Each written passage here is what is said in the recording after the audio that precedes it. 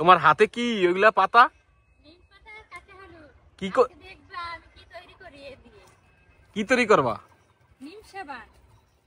ও আচ্ছা বন্ধুরা, আজ তৈরি করে দেখাবো আপনাদের নিম সাবান। আর গরম তো পড়ে গেছে, গরমে অনেকের চুলকানি, খোসপাসরা ও বিভিন্ন ধরনের চর্মরোগ হয়। এগুলো থেকে পরিত্রাণ পাওয়ার জন্য আজকে আমি নিম সাবান তৈরি করব। আর এগুলো ব্যবহার করলে ত্বকের জন্য খুবই উপকারী। এখানে বাঁশের ঝুড়িতে আমি নিয়েছি তুলসী, কাঁচা হলুদ আর নিম পাতা। আর আমার বাড়ির উঠোনেই অ্যালোভেরা আছে, সেটা এখন আপনাদের তুলে দেখাবো।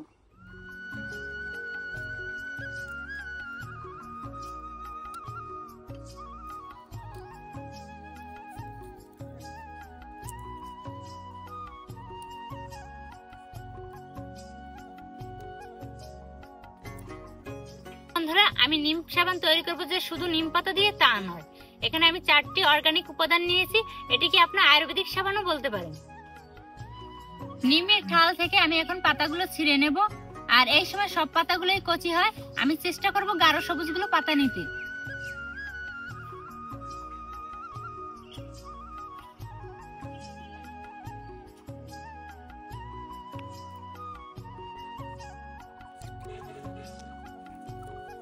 গাঢ় পাতাগুলো নিলে সাবানের রংটা মনে হয় ভালো হবে না?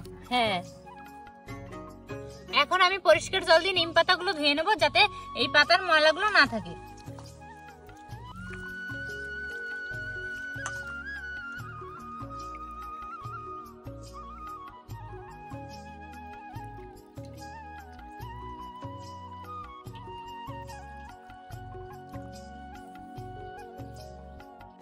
তুলসী পাতাগুলো এই জলের মধ্যে ধুয়ে নেব।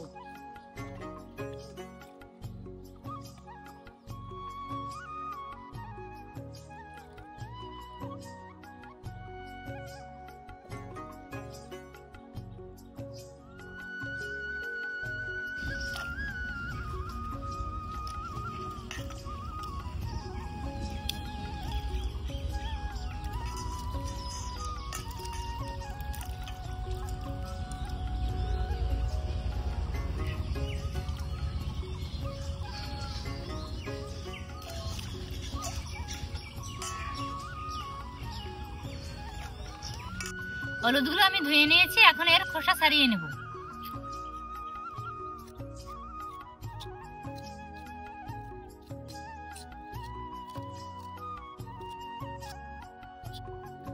দেখুন বন্ধুরা, হলুদের কালারটা কত সুন্দর। আমার হাতটা পুরো হলুদ হয়ে গেছে।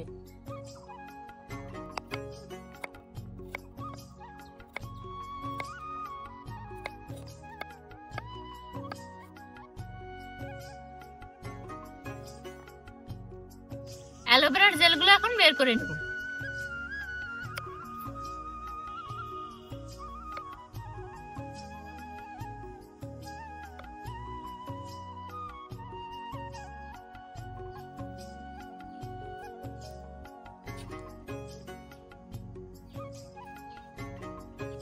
আমার তো বাড়িতে অ্যালোভেরাটা ছিল দেখে আমি ব্যবহার করতেছি। আপনাদের যদি বাড়িতে নাও থাকে, আপনারা দোকান থেকে অ্যালোভেরা জেল কিনে ব্যবহার করতে পারেন।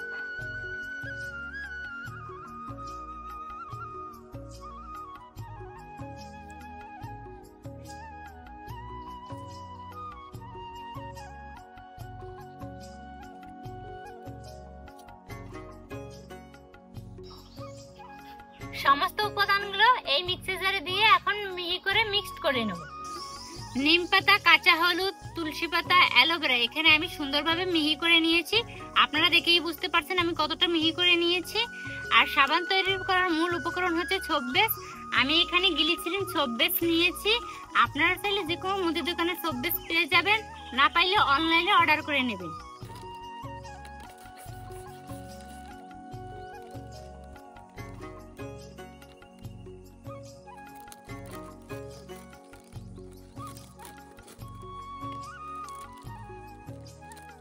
এখানে আমি হাফ কেজির মতো সোপবেস নিয়েছি। আর আজকের সাবান তৈরি করতে আমি 300 গ্রামের মতন সোপবেস ব্যবহার করব। বাকিটা আমি রেখে দেব। সোপবেসগুলো টুকরো করাই আছে, আমি আর একটু ছোট ছোট টুকরো করে নেব যাতে তাড়াতাড়ি গলে যায়।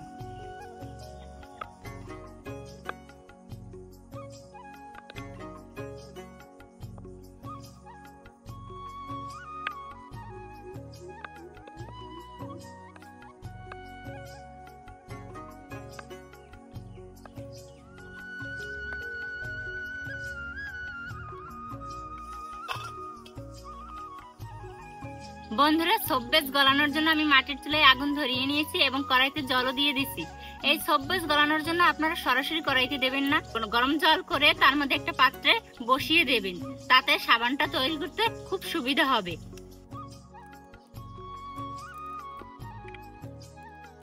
অল্প কিছুক্ষণের মধ্যে সোপ বেসটা গলতে শুরু করে দেবে। বন্ধুরা, এর মধ্যে ভুলেও জল দেবেন না, তাহলে সাবানটা মোটেও তৈরি হবে না। দেখতেই পাচ্ছেন বন্ধুরা, সোপ বেসটা আস্তে আস্তে গলতে শুরু করে দিয়েছে। যখন পুরোপুরি গলে যাবে তখন আমরা পেস্ট করা সেই নিম পাতা দিয়ে দেব।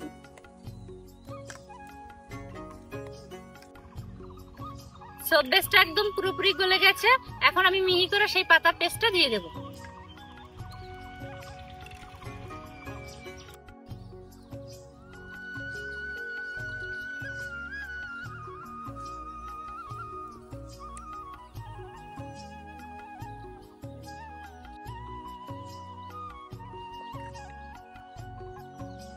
এই হলুদ দেওয়ার কারণে মানে এরকম সুন্দর হয়েছে না?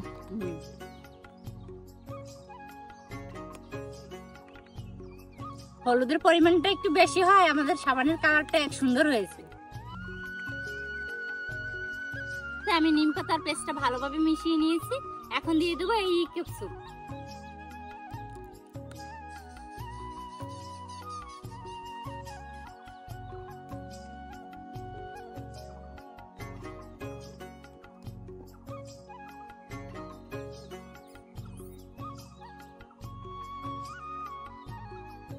ক্যাপসুল একটা দিলেই যথেষ্ট, এর বেশি দেওয়ার দরকার। এখন এই ক্যাপসুলটা ভালোভাবে মিলিয়ে নেব।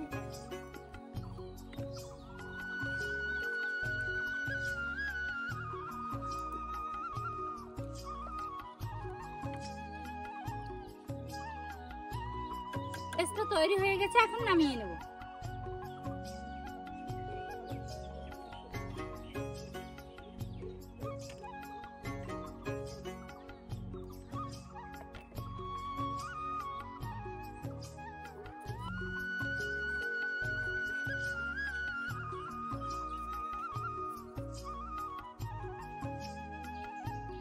এই সোপ বেসটার সাথে আমি এই সিলিকনের মোল্ডটাও অর্ডার করেছিলাম, এখন এই সোপ বেসটা এর উপর বসিয়ে দেব।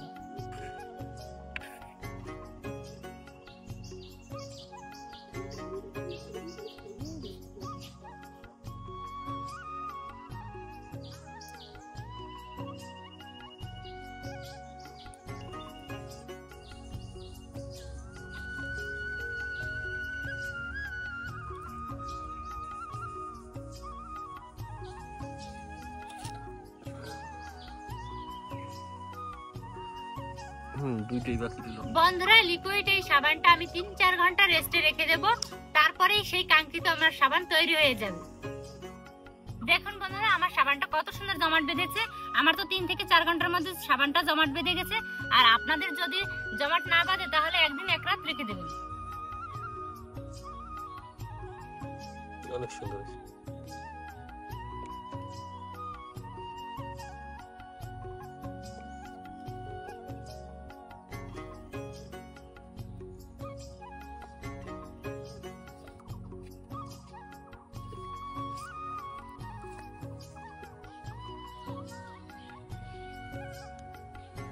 দেখুন বন্ধুরা, সাবানটা কত সুন্দর দেখতে হয়েছে। এখন আমি আপনাদের হাত দিয়ে দেখাবো সাবানটা পারফেক্টলি তৈরি হয়েছে কিনা। আমাদের দেশে একটা সাবান পাওয়া যায়, কসকো গ্লিসারিন সাবান, আর আমি যে নিম সাবানটা তৈরি করেছি তার আকৃতিটাও সেরকম হয়েছে। বন্ধুরা, আপনাদের সাবানটা দিয়ে হাতটা ধুয়ে দেখাই।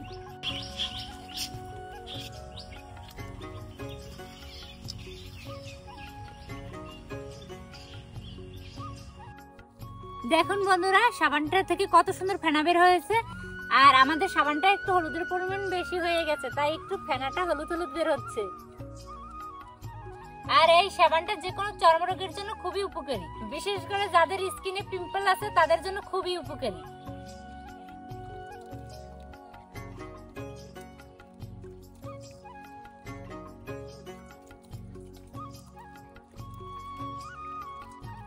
দেখুন বন্ধুরা, আমার হাত দুটো কত সুন্দর পরিষ্কার হয়েছে। বন্ধুরা, আজকের এই সাবান তৈরিটা যদি আপনাদের দেখতে ভালো লাগে তবে অবশ্যই আমাদের চ্যানেলটিকে লাইক ও সাবস্ক্রাইব করে আমাদের পাশে থাকবেন। সবাই ভালো থাকবেন, সুস্থ থাকবেন। ধন্যবাদ। দেখা হবে পরবর্তী ভিডিওতে।